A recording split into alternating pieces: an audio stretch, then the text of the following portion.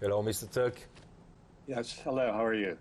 We're doing well. It's a pleasure. Nice to be with you. Today we are going to discuss investment strategies, monetary policy, and how to protect our wealth in a highly volatile and, I say, unpredictable financial environment. First question, what is your opinion about the global central bank's quantitative easing? Fed has tempered, but ECB and Bank of Japan are getting more aggressive. Is this the right path ahead? Yeah, they are getting very aggressive. They're trying these mathematical models that don't work. It should be quite clear that even though they've been stimulating with all of this money printing, it's not really moving into the economy. Economies around the world are very, very sluggish, and we're probably entering, a serious recession in certain countries.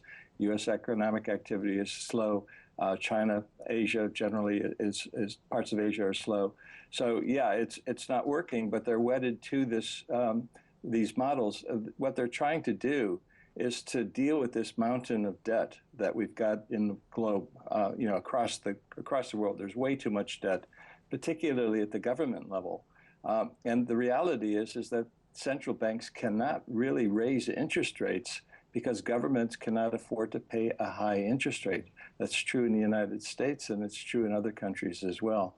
So it'll be, I think we're headed for a bit of a train wreck, something similar to 2007, 2008, but only time will tell. Negative nominal yields have become normal.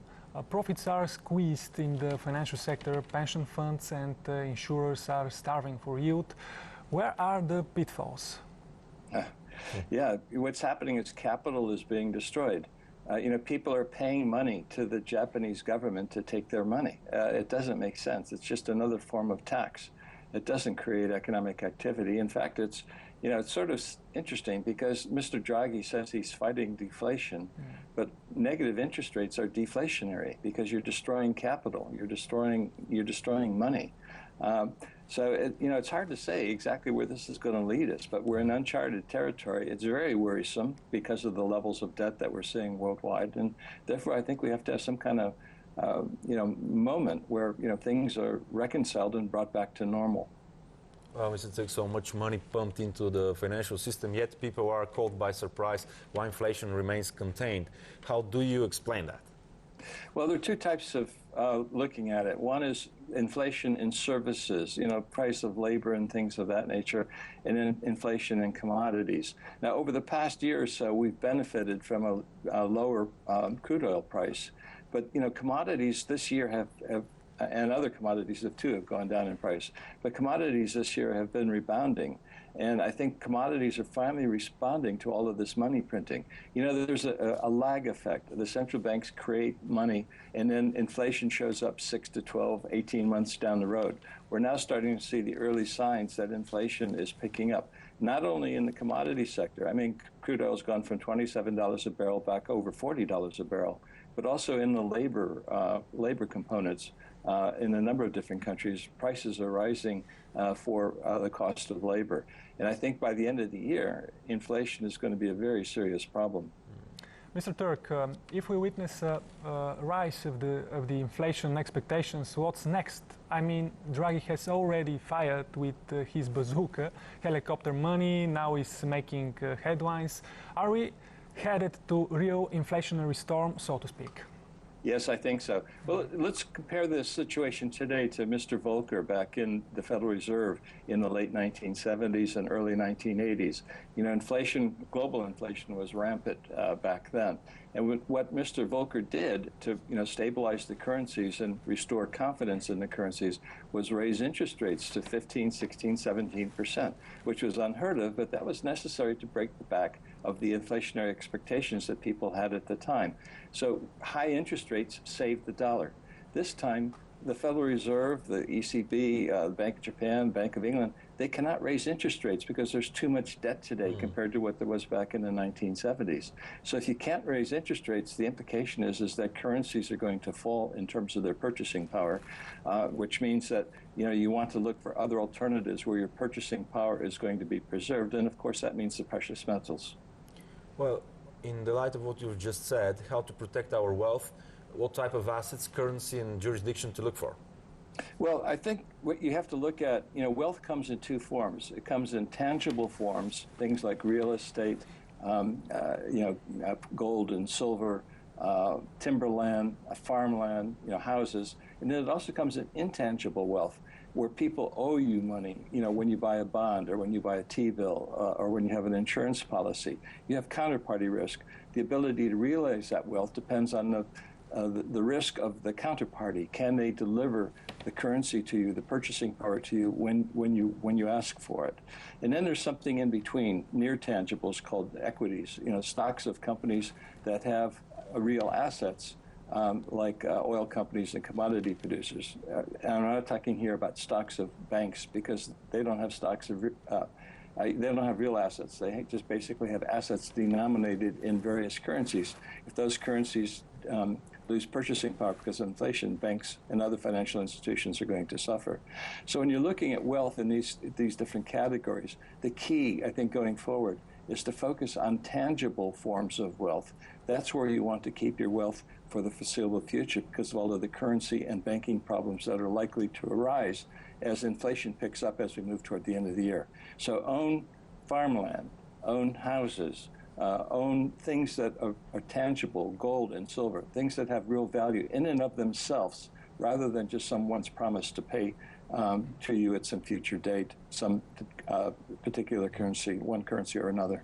To continue with gold, gold had a good start this year. Is gold still a safe haven? And what we are supposed to know when investing in gold? Yeah, exactly. Well, yeah, first of all, gold is a safe haven because it's money that you can own.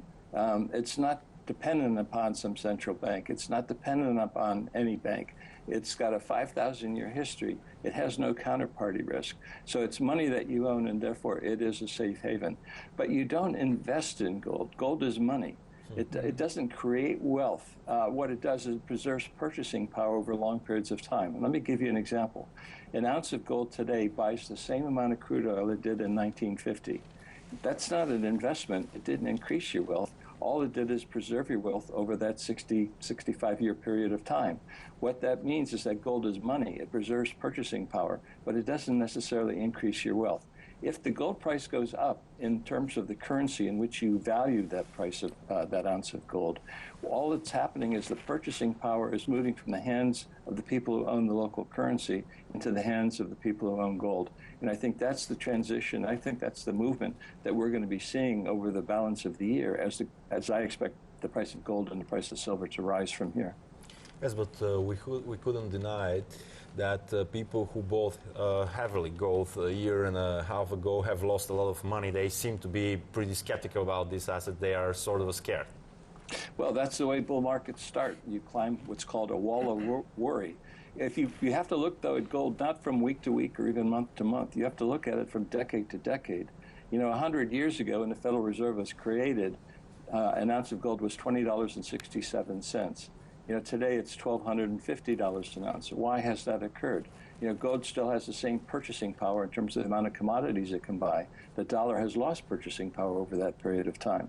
So you have to look at gold over a long period of time. And the way I recommend it is that when you're figuring out your household budget every month, you want to save some money. It doesn't make sense to save local currencies in a negative interest rate environment where the banks have a lot of fragility to them. You want to save sound money. You want to save gold. So every month, just accumulate as your savings on a cost averaging basis an amount of gold or an amount of silver. And I think doing it that way, viewing it as savings for a rainy day or savings for retirement or savings to purchase a consumer good at some future time, is the proper way to look at gold. Don't look at it as investment. Look at gold as money and compare it to the other forms of money out there, and then choose which money you want to save. Okay, Mr. Turk, one technical question. Real physical gold, gold ETFs of some gold mining stocks. What's the best way to invest in precious metals? Yeah, first of all, we have to recognize that there are different things that are called gold related. When you're buying a gold mining company, you're buying a stock. You're not buying gold. That gold mining company is dependent upon the management. It's dependent upon the political risk where that mine is located. It's dependent upon that company's balance sheet, et cetera, et cetera. It's like any other equity that you choose to purchase and should be analyzed just like other equities. When you're buying physical gold, there are only two ways to do it. You buy it and you store it yourself, or you buy it and have someone store it for you, which is what we do in Gold Money. But there's no alternatives to that. And each of those two alternatives, buy and store yourself or buy and store with a professional storage company, they both have advantages and disadvantages. When you buy it and store it yourself, you have it in hand, but you have some inconveniences with that if you want to turn around to sell it. Insurance can be difficult. You have to worry about theft if you store it in your house, for example. When you store it professionally, you don't have it in hand, but you have advantages. For example, it's stored in a safe vault, it's insured, and you can liquidate it at a moment's notice by going on the internet, logging into your account, and selling it in exchange for some currency. So what you have to do is look at what's the best way for you to buy physical gold. And generally what I recommend is to have a little bit at home, but also do some online purchases in order to have some global storage. Keep in mind one last thing, ETFs. When you own an ETF, you don't own gold, you own an equity that's tracking the price of gold. So you have to ask yourself, are you buying gold because it's a safe haven? If you answer yes to that question, then you have to buy physical gold. Don't buy any alternatives. Don't buy any paper gold alternatives. Buy physical gold. Maybe one final question, having in mind your gloomy, so to speak, prediction. How to protect ourselves in this, in a case of a huge financial collapse?